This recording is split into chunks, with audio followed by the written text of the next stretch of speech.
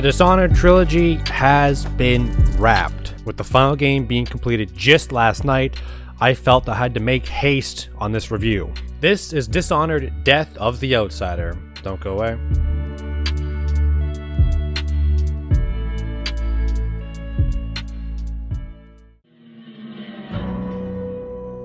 So yes, this is the final Dishonored game, although there are rumors that there is another one coming out. That'll be down the line. For now, this is the final one. Play as side character from Dishonored 2, Billy Lurk. And the goal is kind of spoiled by the title of this game. Your goal is to kill the outsider. I'm going to have to repeat what I said on previous reviews and every time I've ever started up a Dishonored game. This game is fun with a capital F. This is so much fun! Through 3 full games and 4 playthroughs as I played Dishonored 2 twice due to choosing your own character, I have never once for a millisecond, a slight hesitation, ever thought that I was bored in how the gameplay mechanics work. Play Your Own Way has stood the test of time through 3 full games now, and it's amazing. And usually with sequels I come in and talk about what they changed, whether it was good or bad. For Death of the Outsider, basically nothing changed. I will say that the stealth option felt a little more lenient here. In previous games, I always felt it was impossible to try and do stealth. Of course, if I took my time, I guarantee I would have a lot easier, but I did the same playstyle through Death of the Outsider, and I kind of felt like it was a better balance between stealth versus full rush.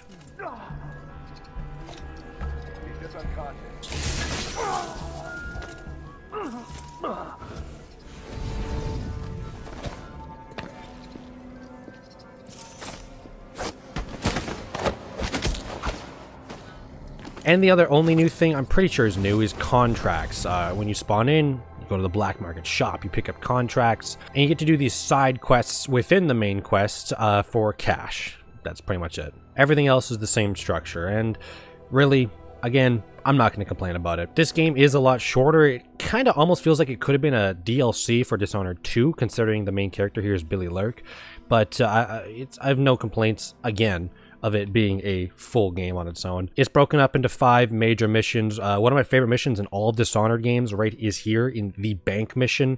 I bought the sleeping agent from the black market for 800 coin. I dumped it into the vent and I was able to stealthily walk my way around the bank, and it felt really good. That mission was one of my favorites.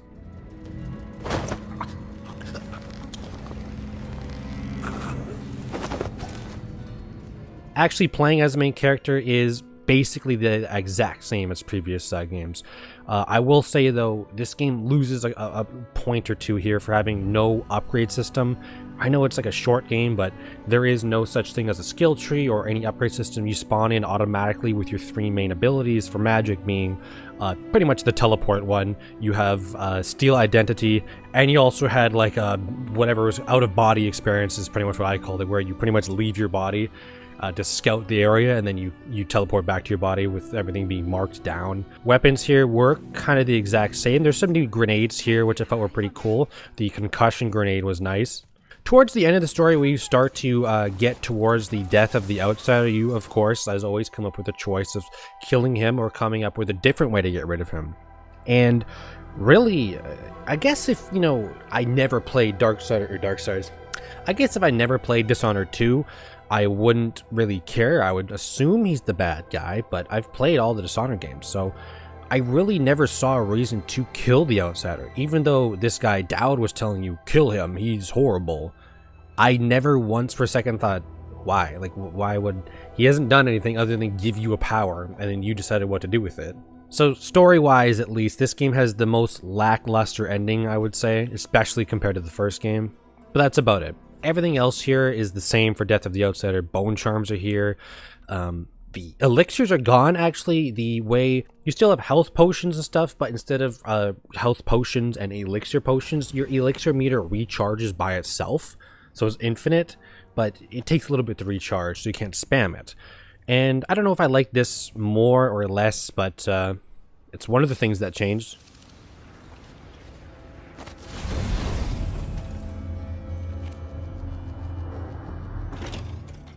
Presentation. I'm a huge fan of games that go for a unique style look. Stuff like Life is Strange or Bioshock, or a similar looking one, I just bumped the mic, the Dishonored franchise. And really nothing, again, has changed here, so I can't talk a huge amount about it, but there's nothing to complain here.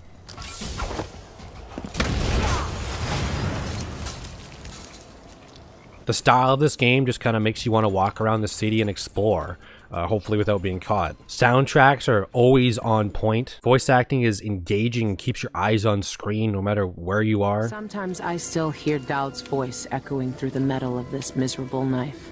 This is the strangest, most important thing I've been through, and that's saying a lot. The sound effects and visual design for a lot of these things are pretty sweet.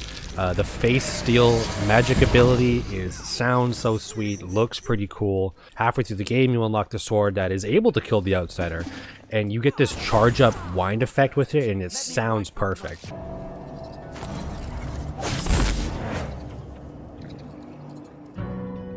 The coolest thing about Death of the Outsider being a really good game is that now I can consider Dishonored one of the best franchises I've ever played. Whether it's true or not, I really only consider a game series a franchise if they have 3 or more. And one of the biggest questions coming in here was Dishonored 1 was extremely solid, Dishonored 2 was extremely solid, Dishonored 3 here, Death of the Outsider, if it hits that peak, we got a really solid, well-rounded series here. And it does just that. Sure, it offers almost nothing new, and the story might be it's a high bar, but it might be the least intriguing story of the trio. But the gameplay is so satisfying and so fun. Towards the end of the game, I legitimately started slowing down my gameplay experience and tried to stretch this 5-hour game out to 6 hours because I knew there is no more Dishonored. After I do this, after I beat this game, unless I replay through something, there's nothing new.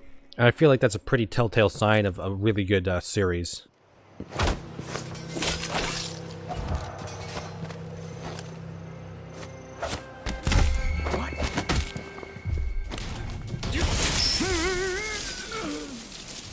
You're always on the edge of your seat with play your own way, and if you're not, it's because you're going full gun blazing through the area, and that is just as satisfying.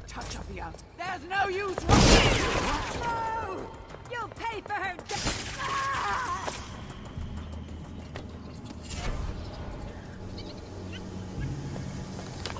Blood piss.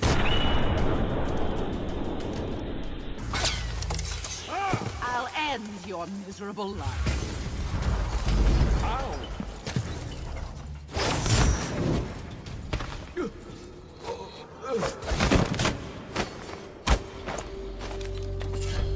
Can you poke holes in the third entry here? Sure.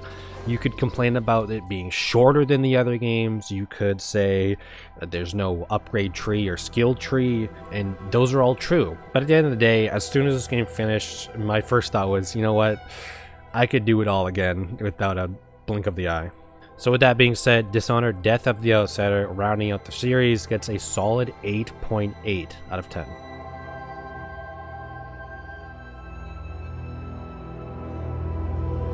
So that's it. Dishonored, Death of the Outsider is done. Going back into my shelf.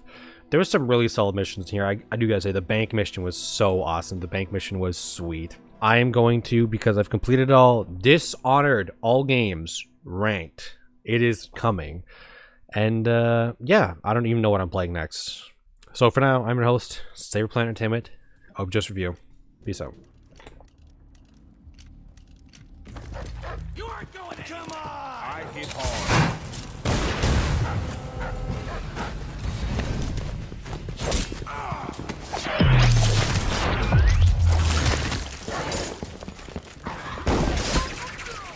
Damn it! You're gonna pay for his death. Oh, you little. I'm the first to admit it when I this. I said it. Anybody? Something's up. Don't make me search the whole place. I don't have time for that. What is up? I know what you're thinking. You're only here for the bonus Easter egg soundtrack I put in at the end of every video. But did you also know I have a donation page under Buy Me a Coffee? Donate whatever you want to my channel and I'll put half of that back to an environmental charity. So that's that. Enjoy the music. Peace out.